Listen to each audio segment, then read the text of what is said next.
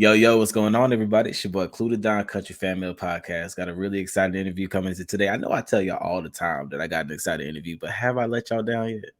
Just saying. Tap in. Hey, big spender!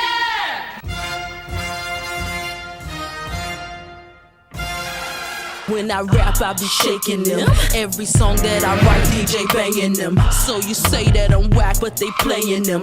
Got Ferraris and cribs and y'all hated them. Nothing to say to them. One, cause you paying them. I be checking the scans, you scam. Goddamn, who you fooling, man? Hey, big spender!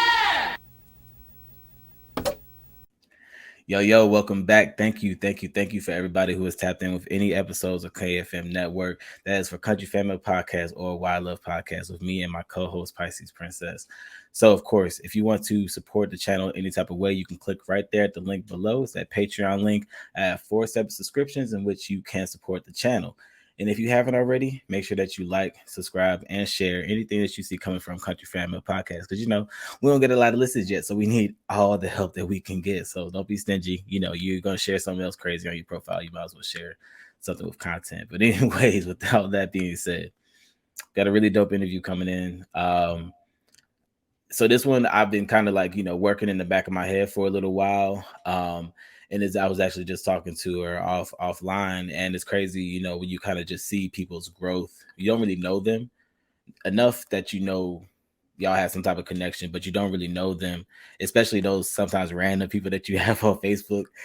That it's just like, I don't even know if I really ever actually had but it's like y'all have some type of connection, whatever. But you see their growth and over the years, and you see the transformations that they go through, and a lot of times we pay a lot of attention to people who are bigger, people who are in the media, and when they go through these transformations, and we don't pay attention to people who are literally in our communities and in our circles and in our backyards that are doing amazing things for themselves, and also have done amazing things for other people as well. So without further ado, I'm not going to go super deep into that. I want to introduce this young lady to the stage. I don't even know really how to I can't even give her a title. I'm just gonna explain. I'll let her explain, what she wants to, say that she does. But I just know that she's an amazing performer. She's, an amazing burlesque dancer out there in New Orleans, and she's from the city. So I got to bring her to the stage, Miss Nova. What's going on, Miss? Hi. Oh man, you made me. I'm so feel so good. That felt great to hear. Yo, No problem. For sure. I gotta give you your flowers for sure, because it's like I said, it's been a long time coming. Getting you on there. Thank you. I appreciate it for real. When you reached out to me, I was like, oh no, what am I gonna say? What am I gonna talk about? But like you said, it's been a journey. It's been a really long journey, but I'm happy I'm here right now.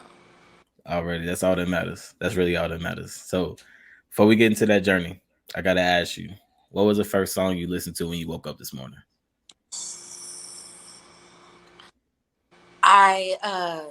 It's so weird to say this. So the first song, I gotta actually give you the name of it. It's a Nobody Knows the Trouble I've Seen. It's a old 70s gospel song, and it's it's like funky though. So I woke up and it was the first thing I listened to. I listened to some type of spiritual gospel music every time I wake up. So okay. What's your reasoning for that? And I turn on the twerk music, so you gotta get your mind, get your spirit right, and then let it out. I got you. So you throw it in the circle. So for sure. I like that. I tried my best not to get too ratchet, because I was like, nah, talk your shit. Nah, okay. Listen, like I have a that's my thing on the podcast. Talk your shit. Be you, okay. Because I want you to share this shit and people listen to you. They get you. You know what I'm saying? Okay. No, I have a rule. I don't talk to humans before 10 a.m. And it's a definite rule. I do not joke, because I have to, like, before 10 a.m. it's all spirituality. Like, I'm talking to my ancestors. I'm talking to, Most High. I'm doing that before 10 a.m. So around that time, with talking to my ancestors, they didn't listen to twerk music. Grandma didn't want to see me twerking. So, we play that for them. And then after 10 a.m., we throwing on some Megan Thee Stallion to get our chakras aligned. Mm-hmm. That's Gotta get that chakra right. That back chakra. My chakras aligned for a little bit. But no, I just energy before you leave out the house. For sure. Okay. And so before we continue, the audio's chopping in and out just a little bit. Does it sound a little better now? Hold on. It does. I'm not sure if it's. Is it me? Is it me? Yeah. But I can't tell if it's just when we're talking at the same time. Okay. Like, is that the only reason why it sounds choppy? I don't know. Talk. Both of you. Oh. Do, re, mi, fa, so. I don't even know the rest of that. I think it's whatever. There's like some kind of feedback, babe. Is it on me? Nah, I think it's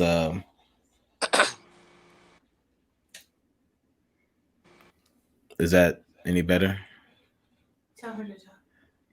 Can you say something else? Yeah, I'm sorry. I keep looking down at the screen, but I'm looking at you. I'm sorry. Can you say something else? Something else and other things and other things. All the things. And something else. Something else and all the things and all the things. Yeah, it's just I don't know. Yeah.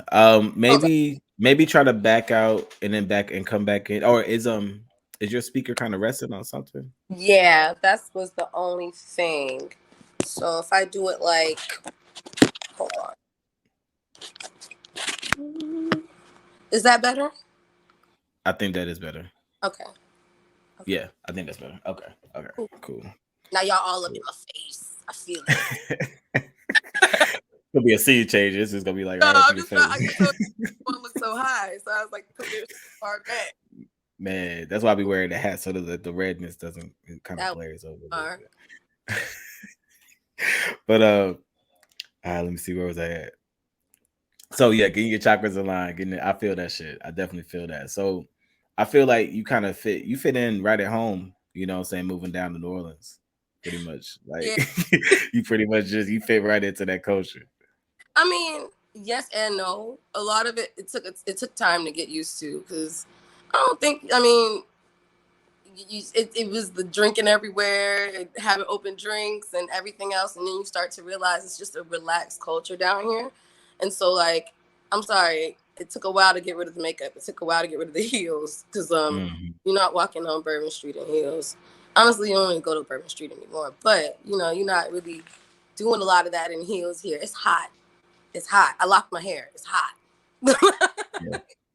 Yo, you locked your hair when you got to New Orleans? Yeah, it's too hot. It's too hot. The wigs and everything, the makeup, the humidity itself will choke you out. It just seemed like a bad idea, but it took a while to adjust to unbecoming, and then it just was easy just to become. I don't know how to explain that. Yeah. But it makes sense. It was like taking off all the extra and actually getting to the core of who I was down here, and it's a freedom down here that's not anywhere else. But I know I can't be down here forever. If that makes sense. Okay, so it's kind of like a stopping place, like a rest stop. Yeah, it's a rest stop, definitely. But it's I'm looking at it as, when I left Charlotte, it was me just trying to figure out what I wanted to do for myself, because I had done so much for other people, and it was just like, okay, well, life plan A didn't work out. So if you could do your own thing, what would you do? And it was like, okay, well, I want to plan a life around dance in some way, some shape, some form, some capacity. And so I felt like in Charlotte, I couldn't move out of a box or the way people saw me or whatever. So going somewhere else, starting somewhere new, unbecoming, shedding all that stuff, became a part of this culture, you know, as much as I can, because, you know, you're never really a part of culture when you don't live there, you know. But I mean, when you're not from there. But, you know, at the same time, just really embracing everything and understanding that I can enjoy it. It's not mine. I love it here. It's beautiful down here. We could twerk. It is. I love New Orleans. Like I mean, I got, you know, my brother, he's from New Orleans. You know, saying my family's from New Orleans.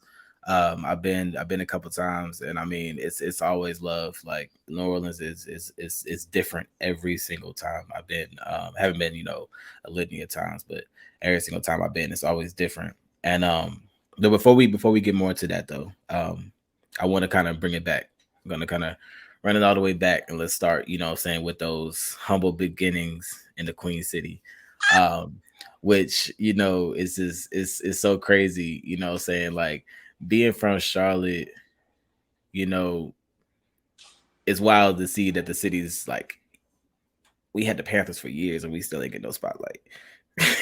It took so long for, the city to actually start to look a little bit different and not just be known for real estate.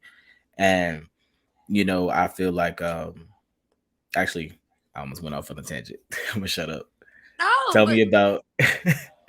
Originally from Charleston, South Carolina. So For sure, I'm originally from Albuquerque. I moved to Charlotte when I was 5. Okay, So, well, like, I say I was from there, but I wasn't born there. Pivotal years in Charlotte. It's different. Like, Yeah, for me, it was the same way. I moved to Charlotte around like 12. So it's like I still had, and of course, you go from somewhere, and we were so close. We were back and forth every weekend. Like, yeah. But for a while, like Charlotte was definitely what I would be considering home. If I say home, like my family's still there.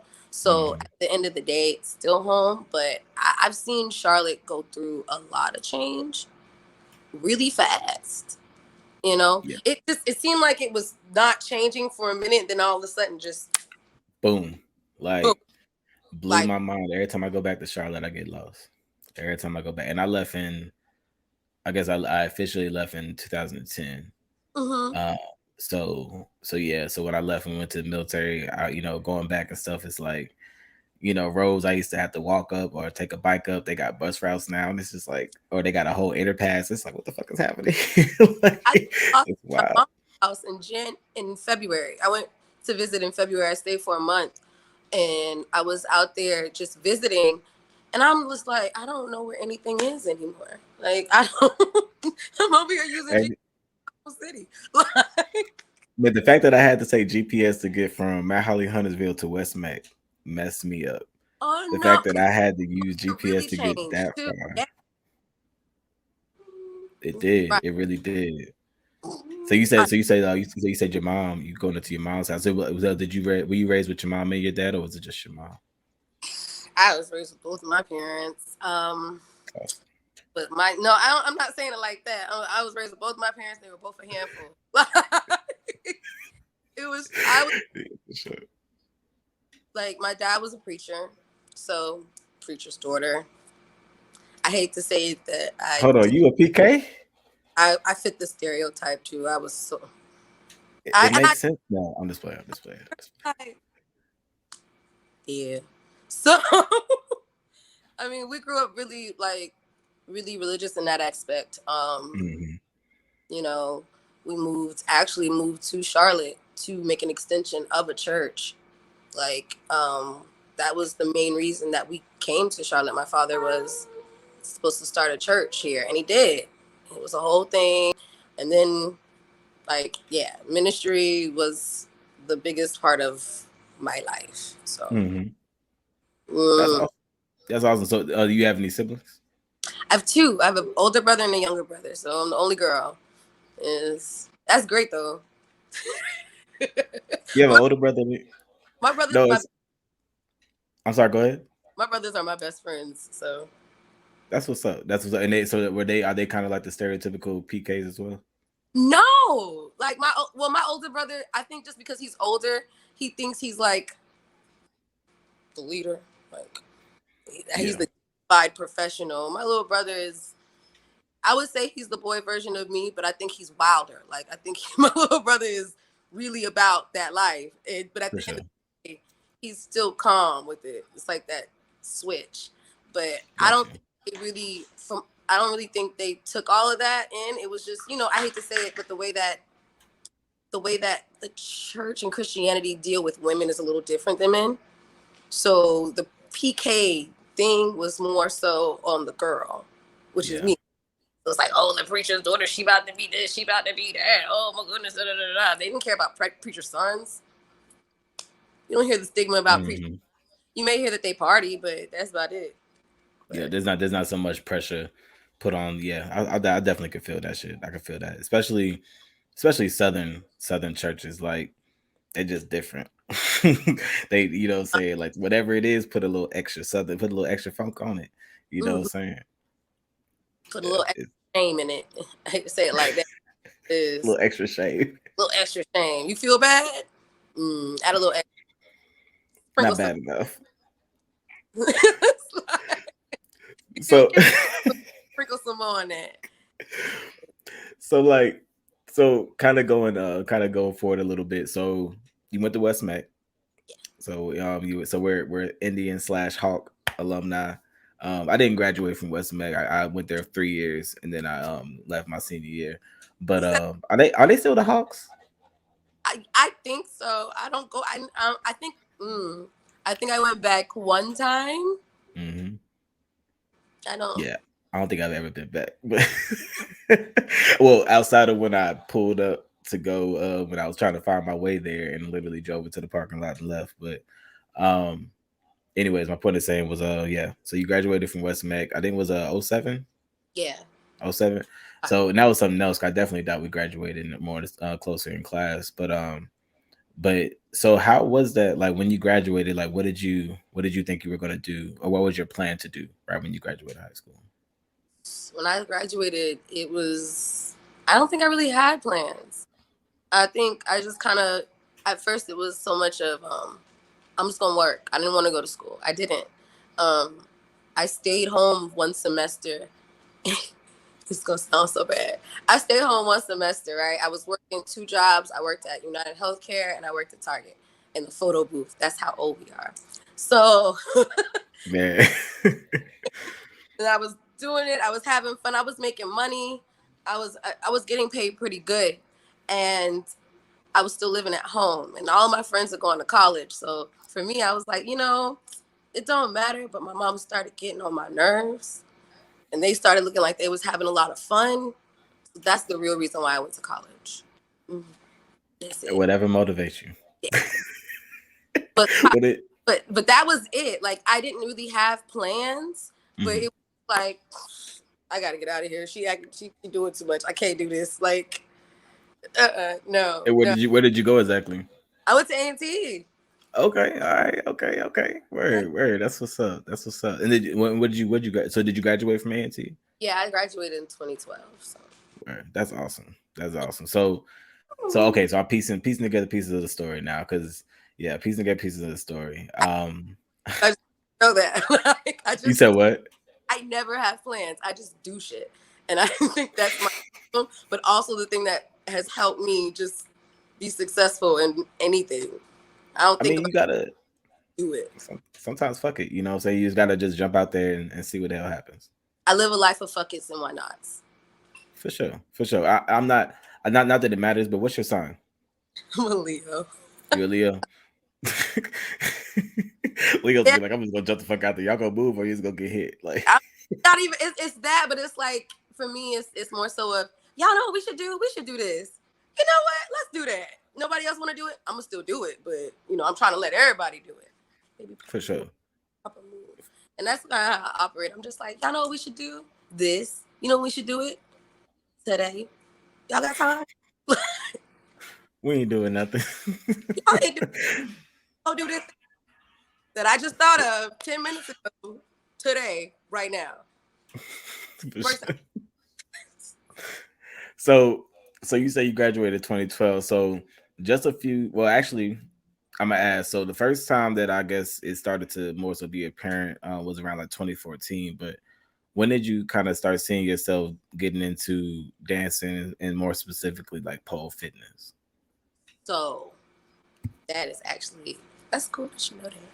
That's lit because it's actually the truth. 2014 is when everything started. I was dancing, like I did dance in the band at West Mac, but I had been before that. I danced in anything that I could dance in. Like since I was little, dance teams, ballet, hip hop, church. I always had something, step team, liturgical, whatever I could get my hands dancing in, because it was just like, I'm not good at a lot of things, well, I'm not great at a lot of things. I do well in a lot of things, but I feel like that was just the one thing that I just was like, this is it. This is what I can do. This is my thing. But I gained weight, and you know, I got to college and I was not in the health to really be dancing. Like, it wasn't like, oh, I'm a big girl, I can't dance. It was, I'm a big girl, I can't dance for long periods of time. Like, it was all of that. And then it was just like, okay, well, I ended up having 2 breast reductions because they were huge and they hurt my back. So after that, I lost that. And then I realized there was a stomach under there. So I was like, oh, okay. So I had to lose that. And then in the process of losing that, it allowed me to get into dance even more because I don't like going to gyms. So I was like, let me go to dance classes. Let me find different things. So I would be dancing at home. He was like, I ain't about to go lift no weights, so I'm about to Hell go do no. I wasn't finna run. Nobody was chasing me. Why would I run? Like, I don't understand that. So I was like, y'all want me to run? No, that's ridiculous. For why? For what? So I just started going to a bunch of different dance classes. And then, like, I was stalking this dance studio for a while. And at that time in my life, I had just graduated. You know, I think after graduation, you lose a lot of people, a lot of friends, you know, because everybody's going on with their life, or everybody's getting into their own thing, or sadly, everybody's getting to the point of depression because you're just like, what the fuck, you know, what's next? So we reached that point, and I lost a lot of friends, and I was just like, I don't got nobody to go to this class with me. Ma, will you go to this pole class with me? And my mom was like, I don't care, sure. So you recruited mama? I took my mama. Hey, turn up, mama. Shout out to dropped mama. it low one time and was like, that's enough for me. So she was like, Hey, it's all about the effort though. She took that trick home. She took that one trick home, but I did so well in like the intro class. I was just addicted. I was addicted. And that's awesome. It was it was because of the fact that I felt strong. Like it really made me feel like it was different when you lifting yourself as opposed to dancing on the floor. So I was like, oh, I feel kind of strong out there. So. I mean, it's honestly, and you know, and I even, you know, I kind of alluded to it when I wrote you that day, but the art of you watching you and how you've you know your evolution in it honestly has made me pay more attention to it just overall as an art. And honestly, when I, you know, as a man, when I looked at people be like, oh, I'm gonna go do pole fit classes, as a man with my dumbass misogynistic thinking, I'm just like, oh, she's doing that because she wants to feel sexy about herself, or she wants to turn me on. It ain't got nothing to do with you, my guy.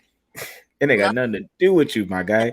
You know what I'm saying? It is completely, it's you know what I'm saying, it's completely out of that. Not that all of it is about, you know what I'm saying, you know, I know you could definitely, you know, help me out and explain it. It's not all about, you know, turning somebody on or putting on a show. Sometimes it's really, it could be purely about fitness. It could be purely about those things. It could be purely about a mental releasing, and it's a genre of dance. Yeah. I mean, it's literally a genre of dance. And I've you know, I've the only way that, you know, I've been able to really associate it outside of pole fitness, which didn't really come until a little bit later. At least I didn't start realizing it until a little bit later.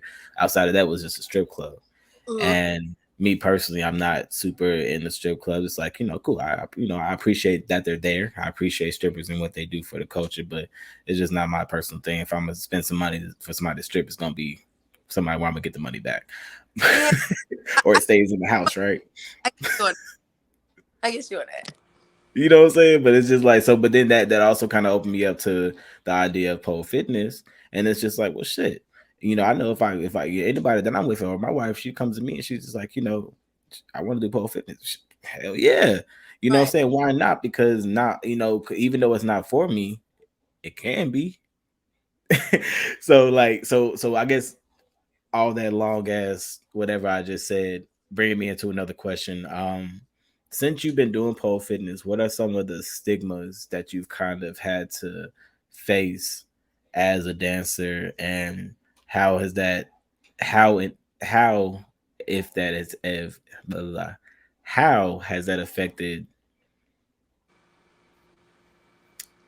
I'll just say the dating pool. We can keep it general. I say Okay. the dating pool. Yeah. Hey, relax. Relax. So, um, I will say that, of course, when I first started, I was really like, I'm not a stripper.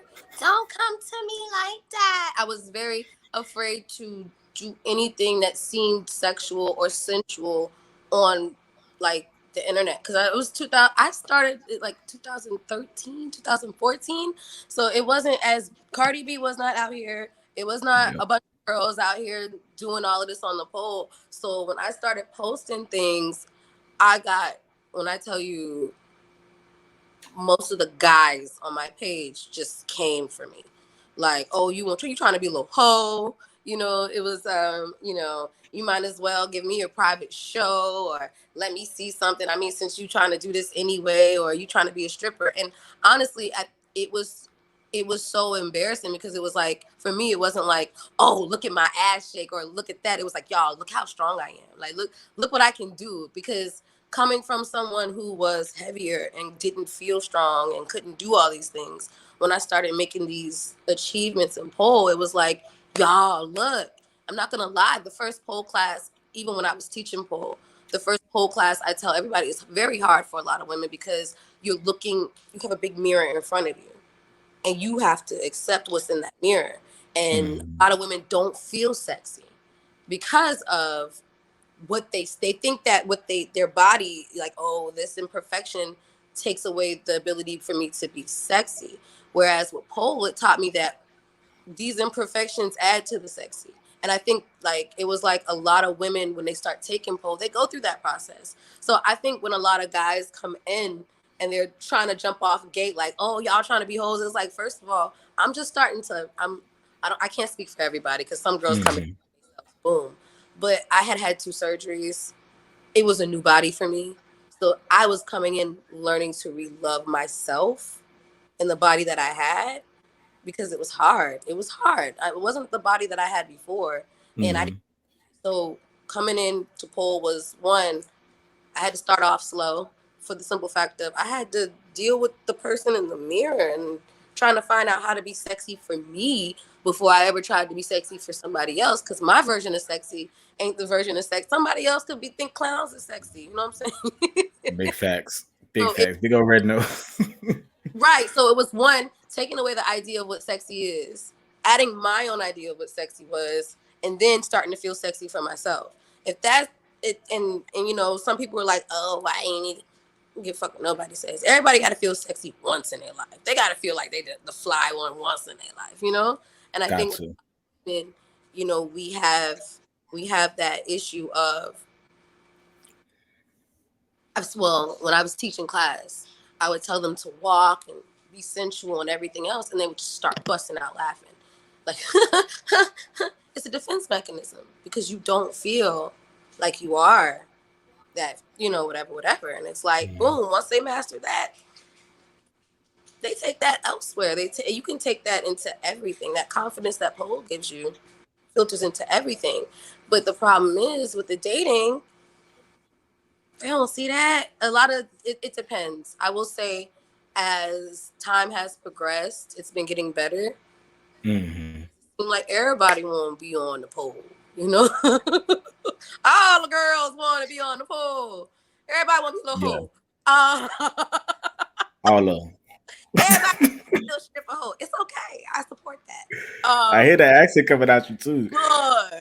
Everybody like shit. That's like I think oh, you a little stripper hoe. Hi, baby. Hi, baby.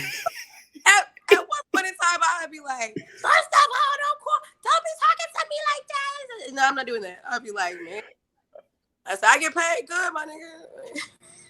Hey, I mean, you know what I'm saying? I feel like, yeah, it's all that matters. It's all that matters. But I'm sorry, I go on tangents. I'm a little bit. Nah, it's all good. It's all good. It was harder at first to date because once you tell guys that, hey, this is what I do, especially because I do burlesque now. I do burlesque and burlesque. And burlesque is, the art of burlesque is different than striptease and everything else. And I had to learn that too. Which I definitely want you to actually sit. We're here. Okay. Please go. I want you to definitely go into that, please. So when I first started I jumped into burlesque, and I was like, I could do it. It's nothing, blah, blah, blah. And I was doing good. I was putting together performances. It was fine. But I actually had an amazing burlesque dancer sit down, like an amazing Black woman sit down with me, Simone Del Mar. If you ever watch a performer, my God, with a T, my God. Okay. She's amazing. And she sat down with me. It was like I was doing small gigs for a while, and then I got a chance to do a bigger gig. And I bought a stage pole for that. I understood that. I was like, I have to offer something a little bit different because I'm new to this community. They have to see something different from me, a little different. Not saying people haven't done it before, but still. So she saw that, and she saw me do another routine, and she was great enough, nice enough to pull me inside, like, hey, I'm gonna give you some tips. This is what's gonna happen. And she sat down and she worked on a routine with me.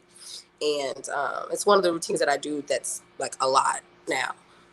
And it was the fact of slowing down, the fact of a tease, the fact of a reveal, the fact of flirting. And it's more so of, unlike stripping, the goal is to get my clothes off and then twerk, do whatever. Like, I can come out naked, I can walk around half clothed.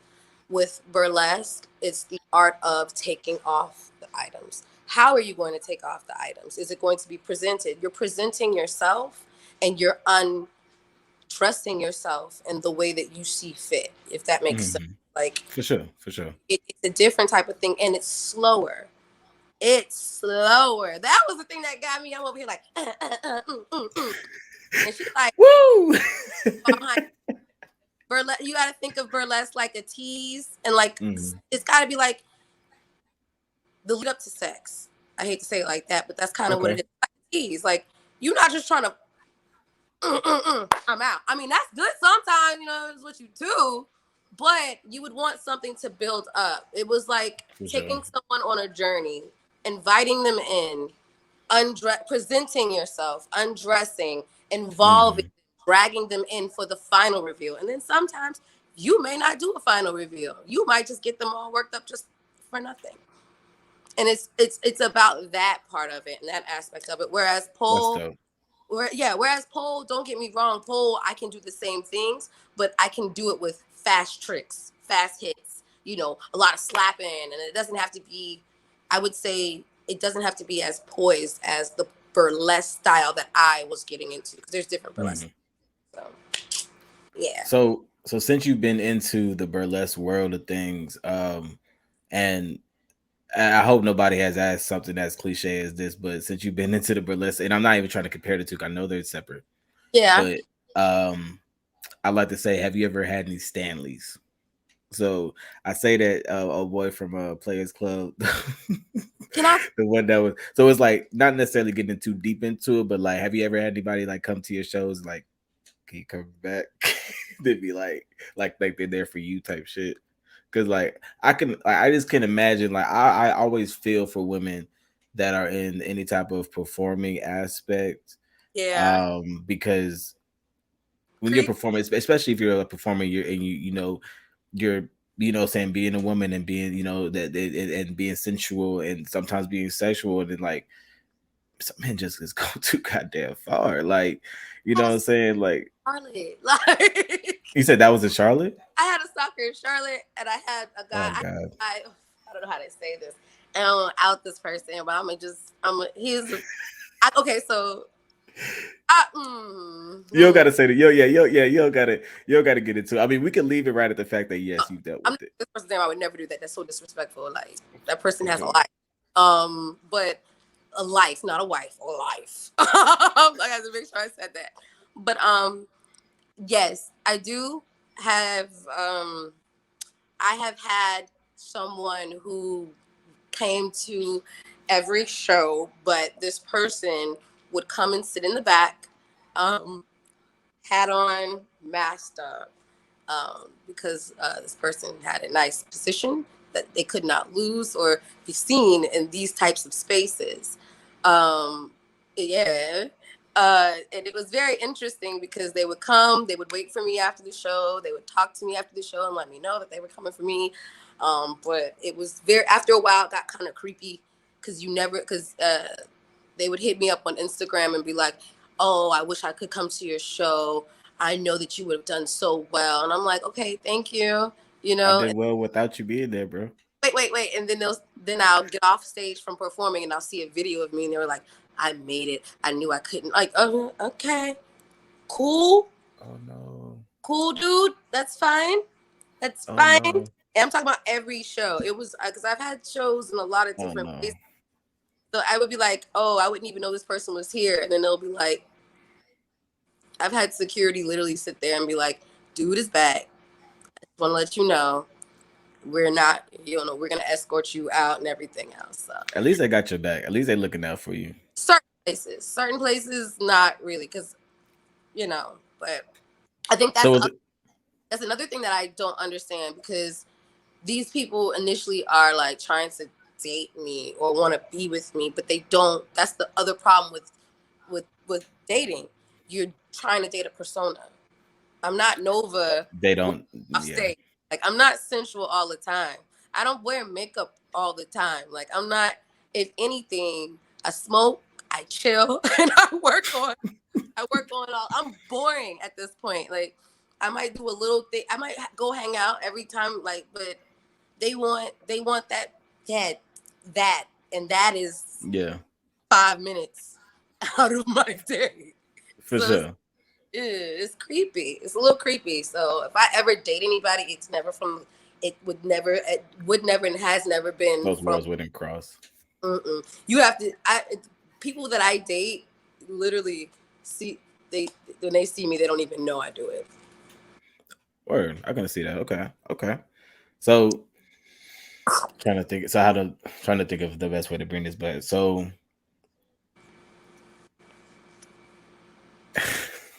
trying to think of the best way to frame this question because it's gonna be kind of bringing it all together. So we've covered a lot of things. We talked about saying you came up in the church. You had a fun childhood, kind of had that stereotypical kind of PK thing going on.